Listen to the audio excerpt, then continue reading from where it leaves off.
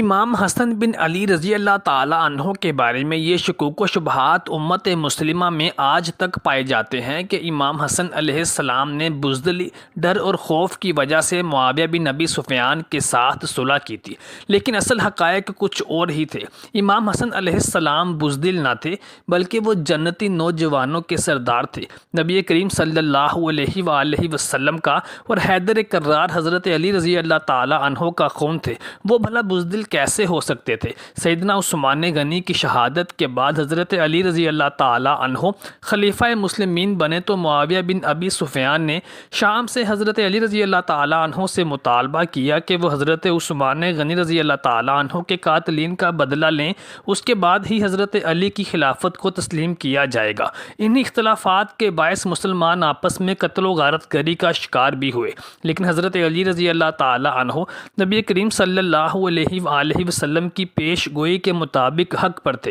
چنانچہ حضرت علی رضی اللہ تعالیٰ عنہ اور معاویہ بن ابی سفیان کے درمیان جب جنگ سے فیصلہ ہوا اور حضرت علی رضی اللہ تعالیٰ عنہ خلیفہ مان لیے گئے تو حضرت علی رضی اللہ تعالیٰ عنہ نے بڑے احسن طریقے کے ساتھ خلافت کے تمام انتظام و انصرام کو چلایا، لیکن حضرت علی رضی اللہ تعالیٰ عنہ کو بھی شہید کر دیا گیا تو ان کے صاحبزادہ امام حسن رضی اللہ تعالیٰ عنہ نے حضرت علی رضی اللہ تعالیٰ عنہ کے بعد خلافت کے منصب کو سنبھالا۔ امام حسن علیہ السلام اور معاویہ بن ابی سفیان کے درمیان بھی جنگی صورتحال پیدا ہونے لگی اور مسلمانوں کے درمیان پھر سے اسی طرح کی قتل و غارت گری کا اندیشہ سر اٹھانے لگا تو امام حسن بن علی علیہ السلام نے نبی کریم صلی اللہ علیہ وآلہ وسلم کی اس حدیث کے مصداق کہ میرا یہ بیٹا مسلمانوں کے دو گروہوں کے درمیان مصالحت کا باعث بنے گا، تو امام حسن علیہ السلام نے معاویہ بن ابی سفیان سے صلح کا ہاتھ بڑھایا اور یوں ان دونوں ہستیوں کے درمیان مصالحت کا عہد نامہ تحریر ہوا۔ اس صلح کے بعد معاویہ بن ابی سفیان نے امام حسن ابن علی رضی اللہ تعالیٰ عنہ کو شام آنے کی دعوت دی۔ جب امام حسن دربار معاویہ میں آنے لگے تو معاویہ نے امام حسن علیہ السلام سے گفتگو کے بعد ان کو اپنی طرف سے تحفے میں بہت سے زیورات اور تحائف دیے۔ جب زیورات امام حسن علیہ السلام کو پیش کیے گئے تو انہوں نے وہ سارے کے سارے تحائف اور زیورات ایک ضرورت مند کو دے دیے اور کہا کہ میں فاطمہ بنت محمد صلی اللہ علیہ وآلہ وسلم کا بیٹا ہوں۔ سیدنا انس بن مالک رضی اللہ تعالیٰ عنہ سے روایت ہے کہ ایک دفعہ نبی کریم صلی اللہ علیہ وآلہ وسلم نے امام حسن علیہ السلام کو اپنی مبارک گود میں بٹھا رکھا تھا تو صحابہ کرام علیہ اجمعین نے عرض کی، یا رسول اللہ صلی اللہ علیہ وآلہ وسلم، آپ کے اس بیٹے کی شان مبارک کیا ہے؟ تو نبی کریم صلی اللہ علیہ وآلہ وسلم نے ارشاد فرمایا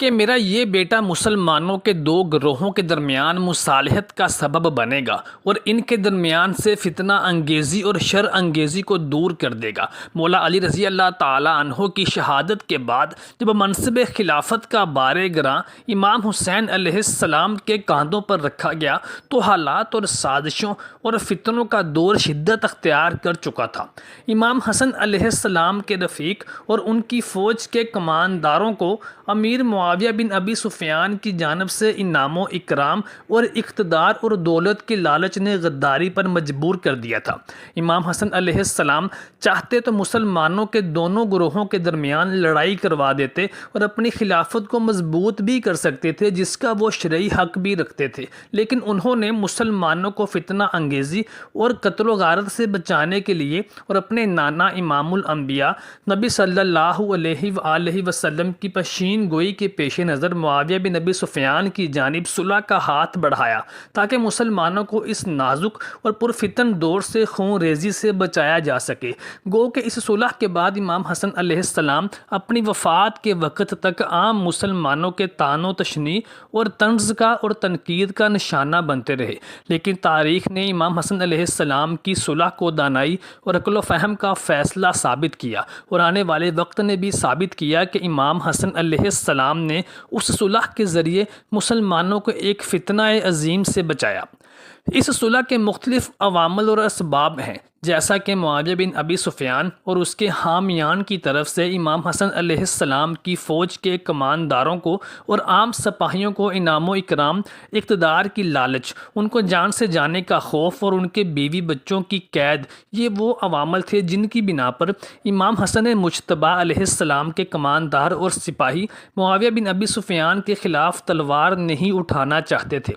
ان بکنے والے درباریوں نے اسلام، رسول خدا اور ان کے اہل بیت کی دشمنی میں یہ حالات پیدا کر دیے کہ جگر گوشہ بطور اسلام کے بیٹے کو اپنی جان کا خطرہ محسوس ہونے لگا۔ امام حسن علیہ السلام نے بھی اسی صورتحال کے پیش نظر اپنی اور اپنے تمام شیعوں کی جان کو محفوظ کرنے کے لیے معاویہ بن ابی سفیان جیسے خیانت اور جنایت کار انسان سے صلح کر لی، یعنی جیسے رسول خدا صلی اللہ علیہ وآلہ وسلم نے اسلام اور مسلمانوں کی جان کی حفاظت کے لیے مجبور ہو کر کفار سے صلح کی تھی، اور اس صلح کا نتیجہ بھی فتح مکہ کی صورت میں مسلمانوں کو نصیب ہوا۔ اسی طرح امام حسن علیہ السلام نے بھی اسلام اور اپنی جان اور اپنے شیعوں کی جان کی حفاظت کے لیے مجبور ہو کر نہ چاہتے ہوئے معاویہ بن ابی سفیان سے صلح کی، اور اس صلح کا ہی نتیجہ ہے کہ آج 1400 سال گزر جانے کے بعد بھی دنیا امیر المومنین حضرت علی رضی اللہ تعالیٰ عنہ کے شیعوں سے بھری ہوئی ہے۔ اس لیے آج کے شیعہ علوی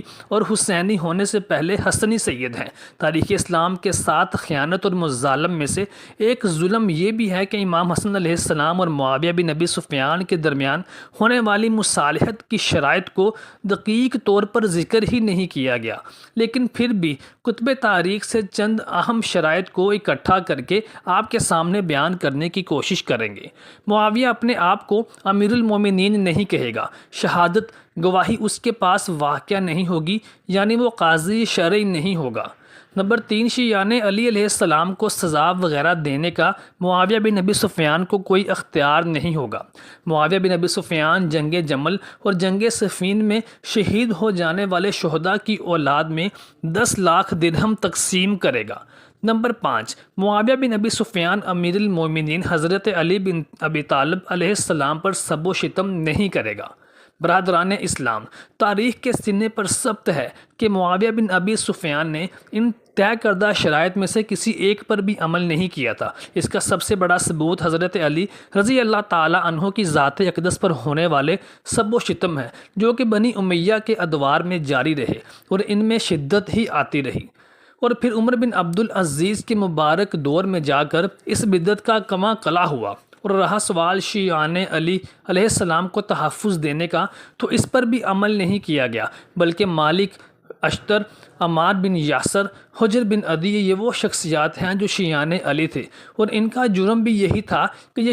شیعان علی ہیں، اور اسی وجہ سے انہیں شہید کروا دیا گیا۔ اس تفصیل اور تحقیق کی روشنی میں صلح امام حسن علیہ السلام کو ان کے مقام امامت سے کنارہ کشی نہیں کہا جا سکتا، حتیٰ کہ اس صلح سے امام حسن علیہ السلام کے معاویہ بن ابی سفیان کو شرعی اور قانونی طور پر خلافت دینے کو بھی ثابت نہیں کیا جا سکتا۔ اس کے علاوہ بھی معاویہ بن ابی سفیان بنی امیہ سے ہیں، اور رسول خدا صلی اللہ علیہ وآلہ وسلم سے نقل شدہ صحیح حدیث کے مطابق بنی امیہ پر خلافت حرام ہے۔ خود معاویہ بن ابی سفیان قوم کے لحاظ سے بھی بالکل حاکم اور خلیفہ نہیں بن سکتا، اس لیے معاویہ بن ابی سفیان نہ مہاجرین میں سے تھا اور نہ ہی انصار میں سے تھا، بلکہ وہ طلقاء میں سے تھا کہ اس کو خلافت سے کیا کام تھا۔ شیعہ مکاتب فکر امامیہ، اسماعیلیہ اور امام ابن الجوہری کا موقف یہ ہے کہ اس صلح کے مختلف اسباب ہیں، جن میں سے پیش یہ تھے کہ امام حسن علیہ السلام کے عسکری کمانداروں کی خیانت،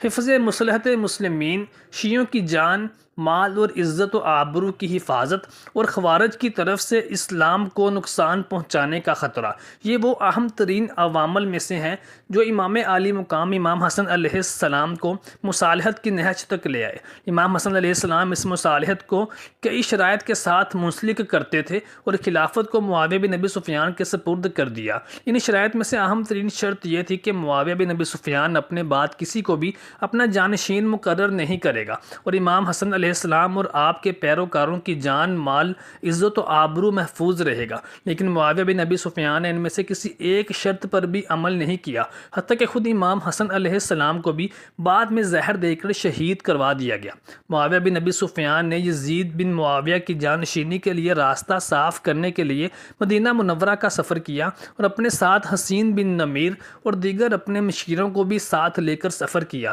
اور یہاں آ کے یہ 3 سرکردہ افراد سے ملے جن سے بیعت لینا اشد ضروری تھا۔ ان میں سے پہلے 2 خلفائے راشدین ابو بکر اور حضرت عمر رضی اللہ تعالی عنہ کے صاحبزادے، اور تیسرے امام حسین علیہ السلام تھے۔ جب یہ امام حسین علیہ السلام کے پاس پہنچے تو معاویہ بن ابی سفیان نے امام حسین علیہ السلام سے کہا کہ ہمیں امام حسن علیہ السلام کی وفات پر افسوس ہے، اور کہنے لگا کہ میں نے امام حسن علیہ السلام کے ساتھ کیے ہوئے معاہدے کی پاسداری کرنے کی بھرپور کوشش کی اور ان کی تمام شرائط کو پورا بھی کیا، اور ساتھ ہی کہنے لگا کہ میں اپنے بیٹے یزید بن معاویہ کو اپنے بعد خلافت کا جانشین مقرر کرنا چاہتا ہوں، اس کے لیے آپ کے پاس تشریف لایا ہوں۔ امام حسین علیہ السلام نے جواب دیا کہ آپ کی ان دونوں باتوں میں ہی تضاد ہے، کیونکہ امام حسن علیہ السلام کی پہلی شرط ہی یہ تھی کہ معاویہ بن ابی سفیان اپنے بعد کسی کو جانشین مقرر نہیں کریں گے۔ اس کے بعد معاویہ بن ابی سفیان کو کوئی بات نہ سوجھ سکی اور وہ وہاں سے روانہ ہو گئے۔ محترم ساتھیوں، امید کرتے ہیں آپ کو ہماری آج کی ویڈیو پسند آئی ہوگی۔ برائے مہربانی ہمارے چینل کو سبسکرائب کیجیے